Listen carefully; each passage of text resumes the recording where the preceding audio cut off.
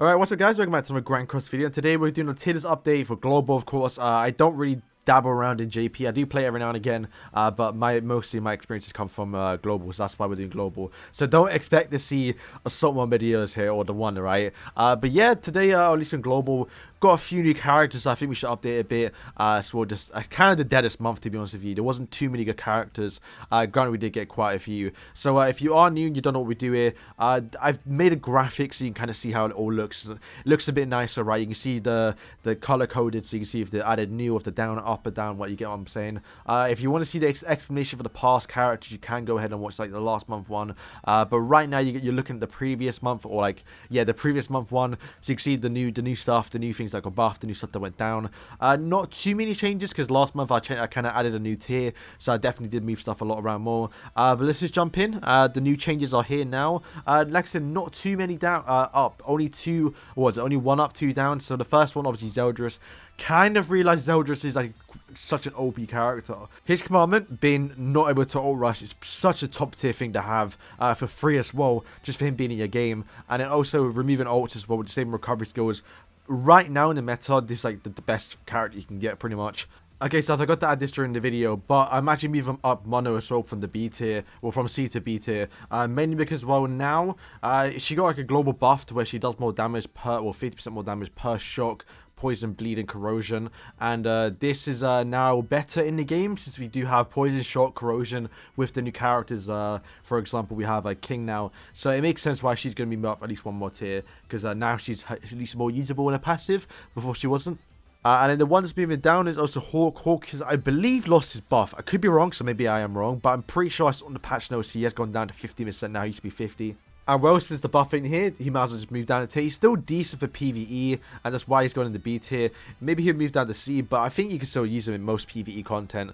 But it's also saw Gluxinia moved him down. Yeah, let's not talk about Gluxinia. There's no actual point of using him. But to be fair, boys, expect to see almost every single commandment move up a tier when the somebody does come out, because, well, at that point he makes all of them relevant. And you see the Gluxinia in the D tier, the green one, he's probably going to jump up to B tier just because Assault Melee does exist, right? But yeah, that's it for changes. So let's add in the new characters. Probably the quickest to this video in the last few months, because there's nothing really to change here. So we got a few new characters. We got the King team, we got the Ludo, we got the three characters, which was Lebellion, Elette, and also the Helbram. So I can explain everything here. So a lot of you may, I think this is kind of right. I'm just from what I've heard, right, and seen, and I know how the team works because I played it on JP. But King and Hendrickson, them together, yes, is a very, very OP team, especially on Global right now.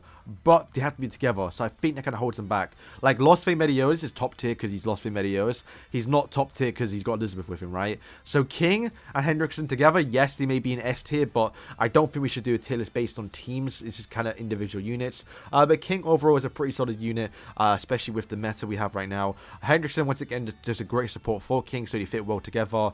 Lilia I'll put into B tier because I think she's definitely probably more avoidable to be used on the team. Like, if anything, you kind of want to replace her with Elizabeth, just kind of for the better option. Even Kyo is a better option as well. Yeah, Thing is not too good, but you can use her right now at least.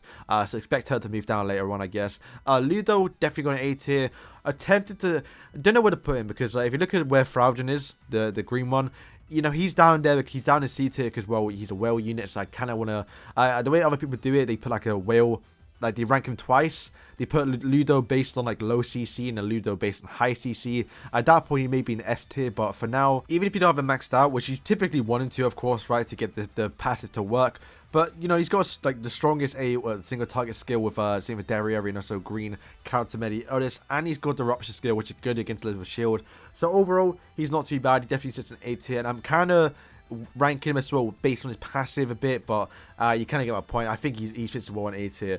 Moving on with Elette going in C tier. The reason why is because she only has one use, which is the guild boss, which I don't think is out on JP, but he's moving next week, so maybe she'll move down. But yeah, she has one use only, which is just to be using guild boss, which is more than other characters do. So she does have, you know, some use at least. D tier obviously going to be Helbram and also Bellion. The reason why Bellion, have you seen Bellion's skills? He depletes ultimate gauge, which yes is decent, but the other skill, which is Shatter, it's not too great. And then his ultimate is to do what, damage multiply. There's no extra damage multiply like how you have like charge, rupture. Literally just does damage, not the highest multiplier either. If you look at Blue Diane, she hits very hard even though she just does the damage, but I think, does she just do damage? Yeah, it's literally just the worst Diano. Diane's, scales at 600, but bear in mind you can get a command attack of her, so it does jump up quite a bit, where Billion is 500%, super bad ultimate, it's such a bad skill. Plus, he's such a character, his passive is horrible as well.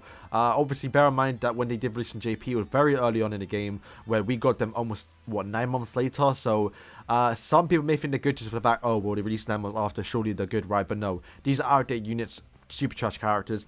Only Alette is actually good, right? Because you can use it in Guild Boss. Okay, so I want to add this towards the end. Before people start thinking, oh, what the hell is Festival King doing below Blue King? The reason why is because I still think from what I've first, at least in PvP, everyone's still running the Gopher, the Lost Vein, the Elizabeth team, right? And having King on to cleanse that Gopher debuff is still quite massive, and obviously Owen with him is still super massive as well. It kind of wipes out almost every single team. So right now, at least for that, because King is still very early on. When I start seeing more Kings and everyone's using King, then yes, King will move down, but for right now, he's still top tier. I haven't even versed the King team yet, and I played like 30 games this week, so it's quite mad. But yeah, just make sure. Yes, Festival King is better than Blue King, but for right now in the meta, I do think Blue King maybe just a little bit better until more people start pulling the small Wing King, right? But yeah, that is up. That's it for today. Honestly, super short video. There's not really too much to talk about. Just the fact that I've changed like what, freak stuff around. Like I said, kind of a dead month for global. Obviously, the big thing on JP is the summer medios, which changes the meta so much because a lot more characters do become more relevant. But yeah, let me know what you think of the tier list. It should be alright. I'm pretty sure I did it quite well, at least for the new characters. Zeldris, bro, don't sleep with Zeldris. If you can get him in a coin shop right now, definitely do buy him. He is on sale for 7 coins. And also, I believe the discounted cosmetics are still out as well. So definitely do start ranking him up, mainly because, well, he can be used on almost every single Assault Medi team, so you might as well start ranking him up now, start investing to him now, so when Assault Medi does come out, you have a pretty good strong duo with him. And also Blue Draw. The reason why I didn't move a Blue Draw right now is you don't really need to taunt as much yet. You don't need to use, like, you know, when Sario and Tamio come out, then maybe he'll be more usable. But right now it's heavily, like, I don't think if you go on PvP and you don't find a ult rush team with Lost Vein and Elizabeth, you just I don't know what I don't know what to say. It literally does every single game. So the fact that I'm using Green Drone, Zeldris, and counting all the teams is so good, man. And it counters both him, it will go for, and King, so it works out pretty well. But yeah, that's all for today, guys. If you did enjoy the video, please like and subscribe. Let me know what you think of the update, and yeah, stay tuned for. To be fair, I think this comes out before or after, but I have a Deldra video coming up soon if it's not already out, so make sure you go ahead and check that out. But yeah, thank you guys for watching, and peace.